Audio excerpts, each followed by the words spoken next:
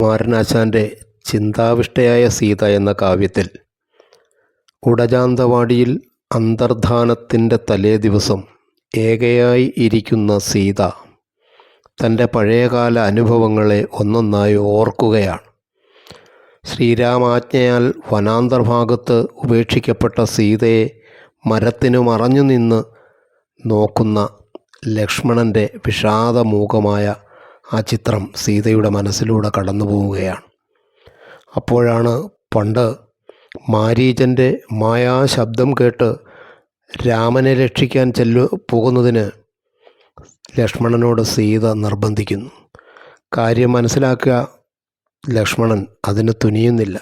അപ്പോൾ ലക്ഷ്മണനെ ഭള്ളു പറഞ്ഞു, പറയരുതാത്തതാണ് പറഞ്ഞത്. അതിലിന്ന് സീത വിഷാദം കൊള്ളുകയാണ്. ആ വിഷാദം കൊള്ളുന്ന സീതയുടെ വാക്കുകൾ ഒന്ന് കേട്ടു നോക്കാം.